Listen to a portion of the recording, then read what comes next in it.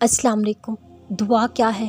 دعا بندے کی اللہ کے ساتھ ایک ایسی گفتگو ہے جس میں بندہ اللہ سے مدد طلب کرتا ہے، اپنی ہر ضرورت اللہ کے سامنے رکھتا ہے اور اپنے مسائل کے حل کے لیے اللہ سے عرض کرتا ہے، درخواست کرتا ہے۔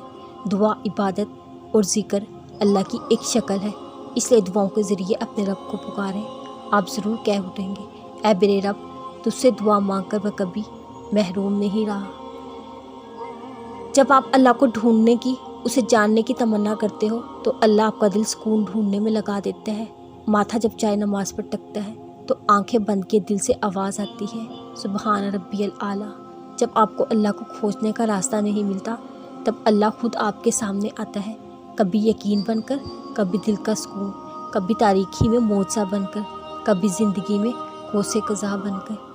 ضرور قبول ہوں گی تمہاری دعائیں، یہ وعدہ ہے اللہ کا۔ اللہ تمہاری بہتری کے لیے تاخیر ضرور کرتا ہے لیکن وہ بھولتا نہیں ہے۔ رحمت کا یقین ہی رحمت کا اصول ہے، رحمت کی تمنا ہی رحمت ہے۔ جس پر رحمت ہو وہی رحمت مانگتا ہے۔ اللہ ہم سب کو اپنی رحمت کے سائے تلے آباد رکھے، آمین۔